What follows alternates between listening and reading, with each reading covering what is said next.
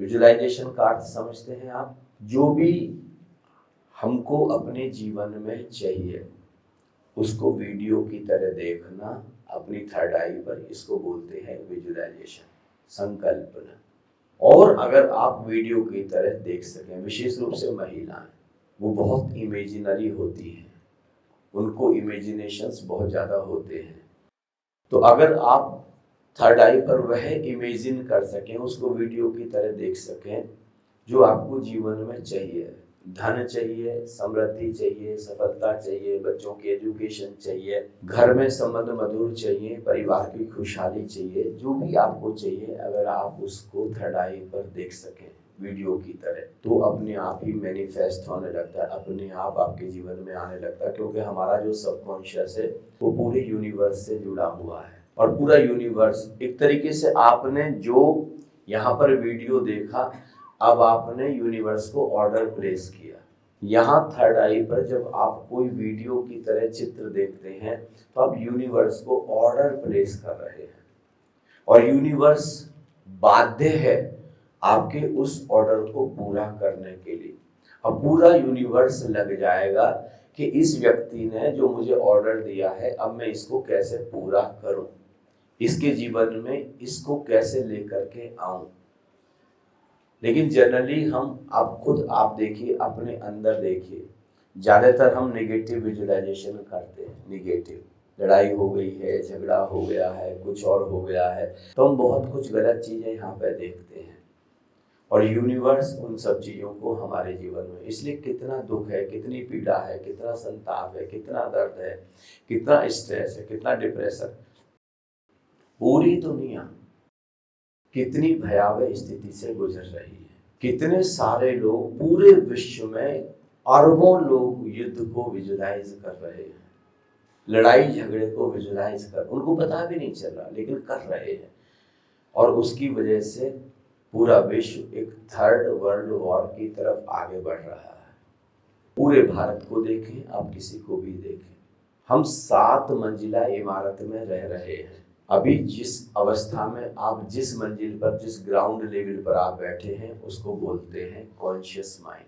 इसके नीचे 3 तल हैं और इसके ऊपर 3, 7 मंजिल इमारत में हम रहते हैं। कॉन्शियस माइंड के नीचे है पर्सनल सबकॉन्शियस, मेरा व्यक्तिगत सबकॉन्शियस, जिसमें जब से करोड़ों अरबों सालों से मेरा अस्तित्व है, सारा रिकॉर्ड उस पर्सनल सबकॉन्शियस में है। आपको अगर अल्फा स्टेट में ले जाया जाए और पूछा जाए आज से ठीक 1000 साल पहले आप कहाँ थे, तो आप बता देंगे, क्योंकि वो रिकॉर्ड है आपके पर्सनल सबकॉन्शियस में। फिर उसके भी नीचे जो है वो है कलेक्टिव सबकॉन्शियस, हम सब लोगों का, पूरी मनुष्य जाति का एक सबकॉन्शियस है। अगर आप कलेक्टिव सबकॉन्शियस में चले जाए तो मेरे पिछले जन्मों का भी पता कर लेंगे, उनके पिछले जन्मों का भी पता कर लेंगे। कलेक्टिव सबकॉन्शियस में आप किसी का भी पता कर सकते हैं, हम सब लोगों का वो इकट्ठा है। फिर एक है कॉस्मिक सबकॉन्शियस, कॉस्मिक, पूरे ब्रह्मांड का एक सबकॉन्शियस है।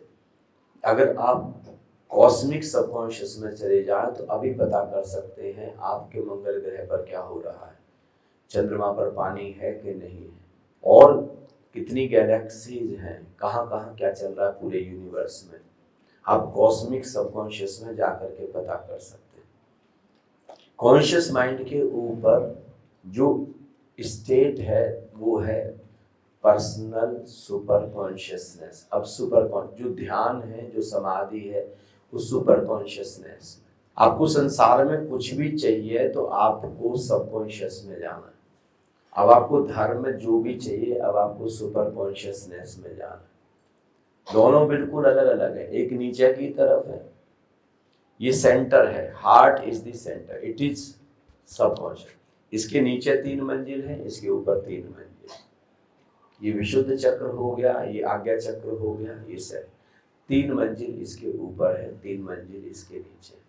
पर्सनल सुपर कॉन्शियसनेस, आप अपनी आत्मा को अनुभव कर सकते हैं, आपके भीतर जो चैतन्यता है, चेतना है, उसको आप अनुभव कर सकते हैं, पर्सनल सुपर कॉन्शियसनेस।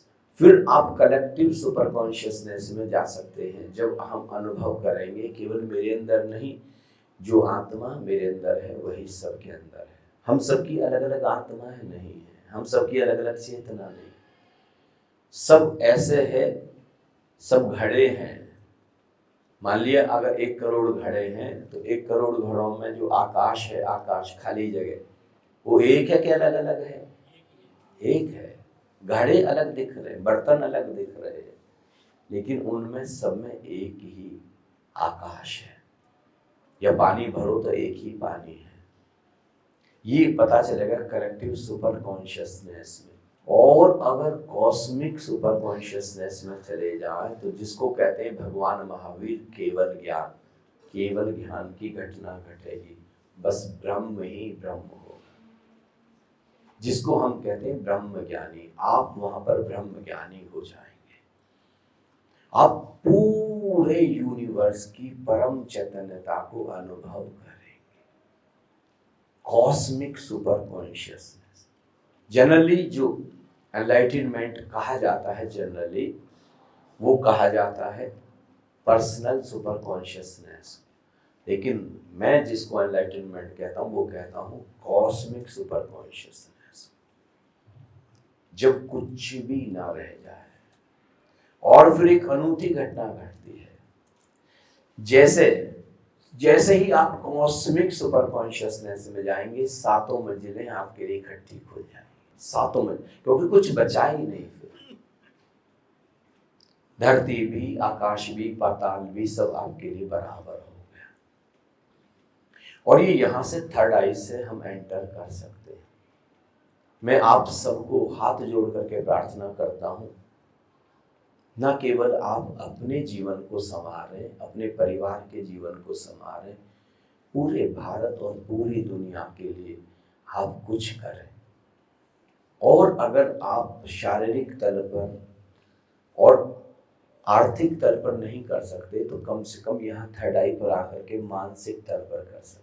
हम सबका उत्तरदायित्व है, हम सबकी कलेक्टिव रिस्पॉन्सिबिलिटी है, हम सब लोग उसके लिए कुछ करें।